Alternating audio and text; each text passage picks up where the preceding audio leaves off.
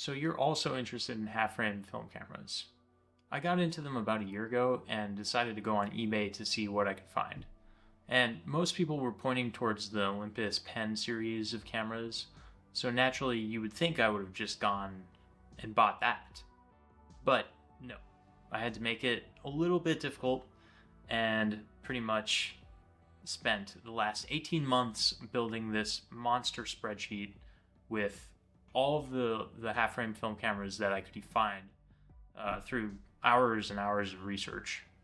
And instead of buying one of those, I ended up still buying the exact same film camera that I would have in the beginning. Anyways, instead of kind of just letting this whole thing be a complete waste and letting this spreadsheet die in my Google Drive black hole, I decided I would share it with the community and see if I could get some help from the community to fill out the rest of the cells that I simply can't find, because some of the stuff, it turns out, is very collectible and very, very rare, to the point where you can't even see many photos of it online, and there's like basically no information out there from simple Googling to find all this information. So that's kind of the intent with this. Let's dive into it. What we call half frame actually used to be the standard frame size. From the motion picture industry, the original size was 24 by 18 millimeters horizontal, which was Super 35 film. But in 1925, Leica doubled the frame to 24 to 36 millimeter and flipped the transport from vertical to left to right. And that became basically the standard, what we know as full frame today. But in reality, full frame is just double frame. The oldest camera I found on this list was the Levy Roth Minigraph from 1915. It was the first European camera to run 35mm cinefilm, and it had single shutter speed special 50-shot cassettes.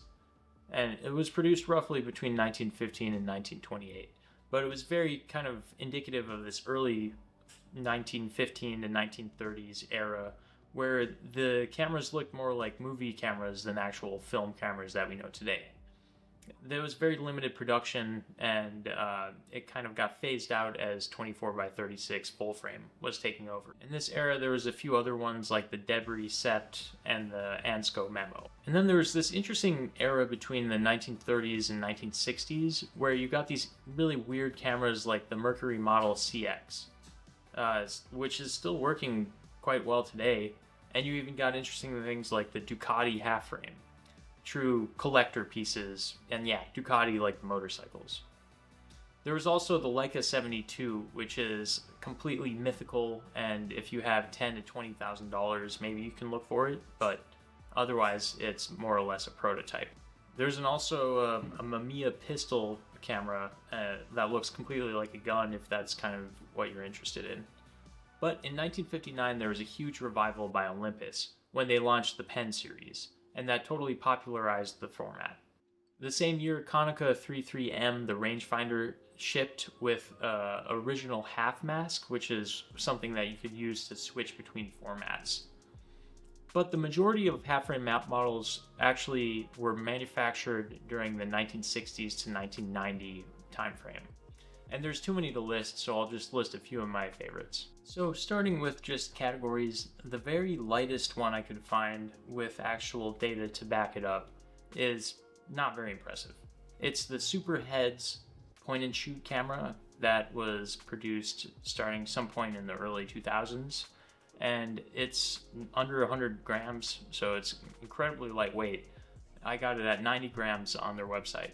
But the thing is, it's mostly plastic, and it's probably the lens is not the best. But if you're just looking for the completely lightest camera at no other cost, that's the one. If you're looking for the lightest camera that still has full manual control and you're not worrying about electronics, choosing your shutter speed and all that, the lightest one that I could find is the Ricoh Auto Half. So the heaviest one is the Fate Debris Sept. I believe I'm saying that right. But it comes in at 2 kilograms, which is almost 4.5 pounds. So this is just a complete behemoth of a camera. This camera, this Debris Sept, is pretty wild though, because it's actually used as a short motion picture film camera, which means that you could take basically short sequences, and it would be all on one camera. So you had 250 exposures, and you could shoot it in 16 or 24 frames per second in movie mode, or you could shoot it in stills mode. So this may possibly be, I'm pretty sure this is the first hybrid camera that ever came out. And if that wasn't even enough, apparently you could use it as a projector or enlarger. The Debrecept came out in the 1920s. I believe it was 1922. The least wide cameras on the list, there's the Fujica Mini and the Superheads at 88 millimeters, and the Ricoh Auto Half at 89 millimeters. And then if you're looking for the thinnest overall camera, the Konica Reporter comes in at 30.5 millimeters, which is 1.2 inches. That's basically the same width of the roll of film, the canister that it's in. So that's pretty impressive. By volume, the Ricoh Auto Half is the smallest, however. The largest by volume in this era was the Yashica Samurai X4, which was the last iteration of Yashica's weird camcorder half-frame film camera, and it's roughly the size of a 1-liter milk carton. So if we're going to talk about the most versatile of the list, I would probably give it to the Konica Autorex P, because it is one of the only, if not the only, on this list that you can actually switch from half frame to full frame in the same roll. There's a few other ones like the Canon Sure Shot that you can, Sure Shot multi-tele that you can switch in between rolls, but this one is one of the very few where you can actually swap it in between rolls and you still have fully manual controls, interchangeable lenses, basically everything you're looking for in a film SLR. The other three are the Konica 3M that has the half-frame mask that you can switch out, the Argus Dual, which is kind of a basic point and shoot from the 80s, and the Canon Sure Shot multi-tele, which is interesting, but I think it's not the best in terms of the lens that they put on it. So for most rugged, I would probably give this to the Agat 18K, or Agat 18K, I'm not sure how to say it, but this is just the densest piece of plastic, and there's basically no way you can break this if you drop it. Another honorable shout out to the Konica I series, because they're made of fully made of metal and have a reputation for being very durable, and they're also dirt cheap for the most part. So if you break it, you can easily replace it. For the most expensive or prestige options, it's either the Leica 72, as previously mentioned, because there's only a few of them ever made, or the Ducati Sagno, which was because it's from Ducati, everyone knows them, and it's very, very rare to find these days. They're very much considered collectible items. But for most rare, I'll throw in a curveball here and say that it's the Craftsman Guild Classic 35mm half-frame film camera. Because this one I could not find anything about other than an image from an old news clipping from the early 1900s, and I believe it was actually made in Hollywood, which is interesting, and it was kind of targeted towards the upper class looking for a pocketable film camera. An honorable mention for this is the Konica Hexar Pro Half, which there's rumors that say that it was only given out to the Konica executives in a golden colorway, and it was never sold to the public. So, final recommendations.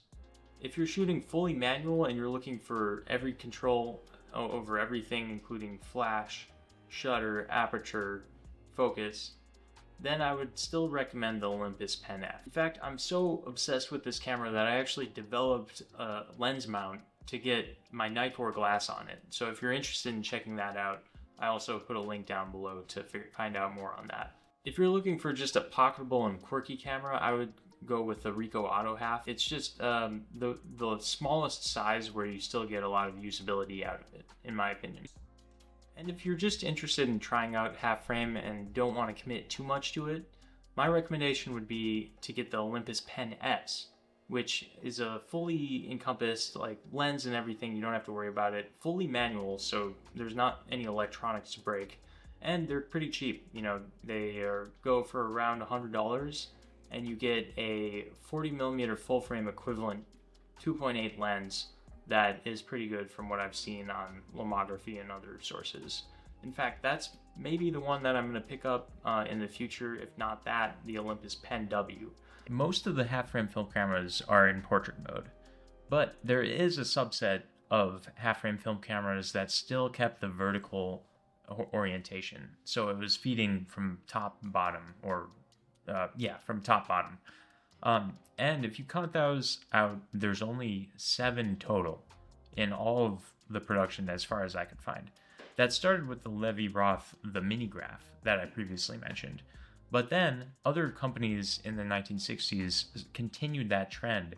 So one of the other weird cameras in this list is the Canon Dial 35, which had a really weird wind-up clock spring advance that basically gave you 20 shots in a row without having to recock the camera. And also it just looks like a really cool old school dial-up phone to me. Canon was directly in competition with Olympus after they saw the success of the Olympus Pen series.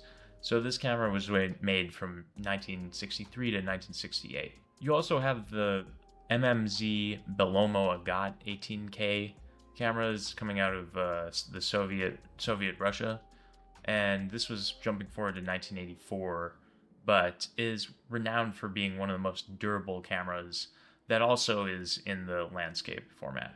And another weird one from the 80s is the Fujica TW3 Dual, and this one is, I think, the only one that switches between 2 different lens modes. So you have a 38mm and an 80mm that you can flip in between, and you also have the landscape orientation. So this one is really in its own realm in terms of, like, there's nothing else like it. You also have the Yashica Rapide and Yashica Sequel that were just 2 interesting cameras that embraced the S Super 35mm film look of what a camera should be. It was vertical. It almost looks like you're about to start filming. So Yashica's first half-frame was the Yashica Rapide in the 1960s, in 1961. Then later on, they introduced the Yashica Sequel. But they truly reached peak half-frame camera photography when they released the Yashica Samurai series. And this has gone down as one of the most weird, wacky, out there designs for a camera ever. But it essentially looks like you took a camcorder and jammed a roll of film in it that also transports vertically. If you're simply looking for the 2 cameras with the fastest apertures on this list, that's very easy to answer. It's either one, the Olympus Pen F, with one of its interchangeable lenses, either the 42mm f1.2 or the 40mm f1.4, which I actually just made a video on recently about which is the best standard focal length lens for the Olympus Pen F. And I tested both of those lenses extensively, so please check out that video. Other than the Olympus Pen F, what is the fastest camera on this list? That would be the Yashica Half 14. It is the only camera that has a built-in lens that goes below f1.7, and it comes in at f1.4, which is why it's called the Yashica Half 14. The one reason I would purchase the Yashica over the Olympus Pen is because it's the fastest lens that has the widest angle. So with the Pen, you have to get 40mm, which is roughly a 58mm full frame equivalent. But with the Yashica, it comes in at 32mm, which is about a 45mm equivalent lens, and you still get that f1.4 wide open aperture.